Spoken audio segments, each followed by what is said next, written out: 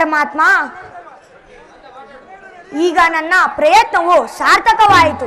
ವಿಜಯಲಕ್ಷ್ಮಿಯು ನನ್ನ ಕೈ ಸೇರಿದಂತೆಯೇ ಸರಿ.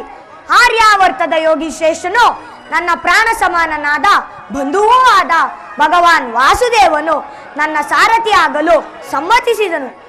ಯಾದವಾಗ್ರಾಣಿಯು ಪಾಂಡವರ ಪಕ್ಷವನ್ನು ವಹಿಸಿದನು. ಇನ್ನು ನನ್ನ ದ್ವಾರಕಾ ಯಾತ್ರೆಯು ಸಫಲವಾಯಿತು. ಪರಮಾತ್ಮ, ಎಂತಹ ಕಾರ್ಯವನ್ನು ಮಾಡಿಕೊಂಡೆ. ಅರಿತಾದ ಖಡ್ಗವನ್ನು ಬಿಸಾಡಿ ಆತುರದಿಂದ ಭಾರವಾದ ಹೊರೆಯನ್ನು ತಲೆಯ ಮೇಲೆ ಹೊತ್ತಿಕೊಂಡಂತೆ ನನ್ನ ನಿರಸ್ತ್ರನಾದ ನನ್ನನ್ನು ಕಟ್ಟಿಕೊಂಡು ಯಾವ ಯುದ್ಧವನ್ನು ಮಾಡುವೆ ಪಾರ್ಥ? ಪರಮಾತ್ಮ, ನಾನು ಜಯವನ್ನು ಬಯಸಿ ಇಲ್ಲಿಗೆ ಬಂದವನಲ್ಲ, ನಿನ್ನನ್ನು ಹೊಂದಿದನು. ಯುದ್ಧದಲ್ಲಿ ನೀನು ನನ್ನ ಸಾರಥಿಯಾಗು. ನಿರ್ಗತಿಕರ ಗತಿಯು ಪಥಭ್ರಷ್ಟರಿಗೆ ಮಾರ್ಗದರ್ಶಕನೂ ಆದ ಭಗವಾನ್ ವಾಸುದೇವನು ನನ್ನ ರಥಾಸ್ತ್ರಗಳ ಕಡಿವಾಣವನ್ನು ಹಿಡಿಯಲಿ. ಆಗ ನಾನೂ ನೋಡುವೆನು, ಜಗತ್ತೂ ನೋಡುವುದು. ಸೃಷ್ಟಿಕರ್ತನ ಕೈಯಲ್ಲಿ ಶಾಸನ ದಂಡವು ನಲಿಯುವುದೆಂಬುದನ್ನು ನಿಯತಿಯ ಪಕ್ಷದಲ್ಲಿ ಮಾನವನ ವಿಶ್ರಾಂತಿಯನ್ನು ಈಗ ಅನುಮತಿಯನ್ನು ಕೊಡು, ಪುನಃ ನೋಡುವೆನು. ತಥಾಸ್ತು ಅರ್ಜುನ.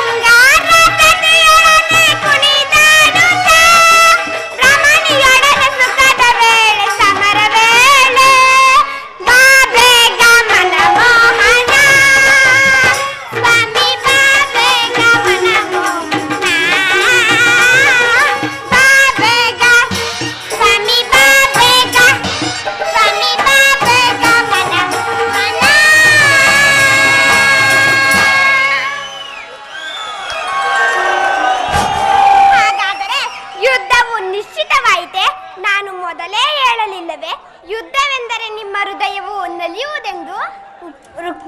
ಉಪಾಯವಿಲ್ಲ ಪ್ರಿಯತಮೆ, ಯುದ್ಧವೇನೋ ಅನಿವಾರ್ಯ. ಆದರೆ ಇದೆಂಥ ಯುದ್ಧ! ವಿಶ್ವ ಸೃಷ್ಟಿಯಲ್ಲಿ ಈವರೆಗೂ ಎಲ್ಲಿಯೂ ಆಗದ ಅಚಿಂತ್ಯ ಹತ್ಯಾಕಾಂಡ. ಒಂದು ಕಡೆ ಕೌರವರ ಭೀಷ್ಮ, ದ್ರೋಣ, ಕೃತಾರ್ವರ್ಮ, ಅಶ್ವತ್ಥಾಮ ಮುಂತಾದ ಮಹಾರಥಿಕರು. ಮತ್ತೊಂದು ಕಡೆ ರುಕ್ಮಿಣಿ,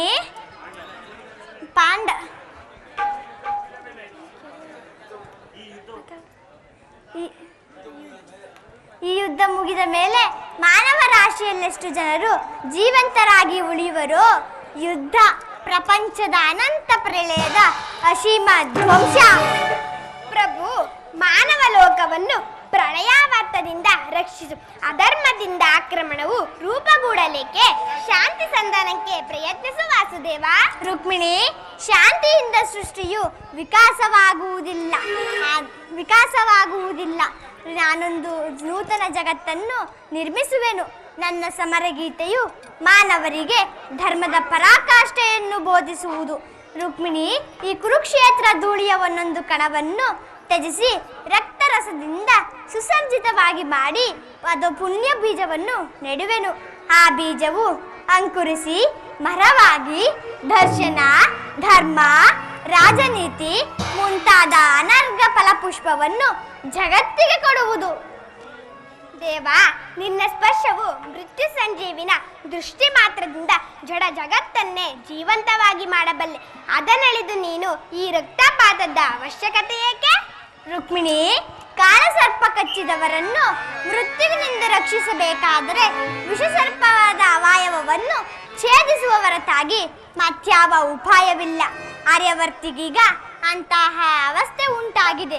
ಅಭಿಮಾನ ಸುರೆಯಿಂದ ಪ್ರಬುದ್ಧರಾದ ಕ್ಷತ್ರಿಯ ನರನಾಡಿಗಳಿಗೆ ರಕ್ತ ಅಹಂಕಾರದ ದಿಕ್ಕವು ಹೆಚ್ಚಿ ಅಂಕುರದ ಅಧರ್ಮದ ಅಂಕುರವು ಕಾಡಿಸಿಕೊಂಡಿದೆ. ಇದನ್ನು ರಕ್ತರಸದಿಂದ ಸಂಪೂರ್ಣವಾಗಿ ನಾಶಗೊಳಿಸಿದ ಹೊರತು ಧರ್ಮ ಸಂಸ್ಥಾಪನೆಯಾಗುವುದಿಲ್ಲ. ಪ್ರಿಯಸಿ, ಪ್ರಿಯೇ,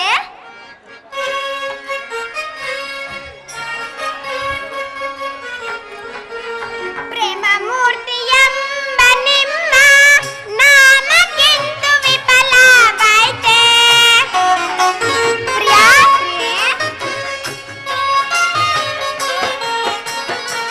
ಪ್ರೇಮ ಮೂರ್ತಿಯೆಂಬ ನಿಮ್ಮ ನಾಮಕ್ಕೆಂದು ವಿಫಲವಾಯಿತೆ.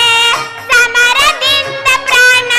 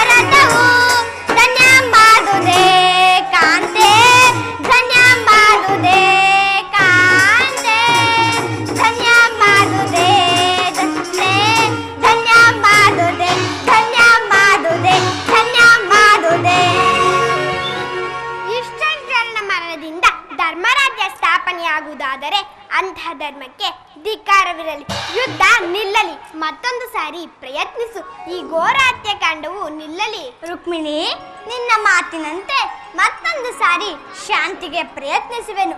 ಅದಕ್ಕಾಗಿಯೇ ಈ ದಿನವೇ ಹಸ್ತಿನಾವತಿಗೆ ತೆರಳುವೆನು. ಆದರೆ ನನ್ನ ಈ ಕೊನೆಯ ಪ್ರಯತ್ನವೂ ಕೂಡ ವಿಫಲವಾಗುವುದು.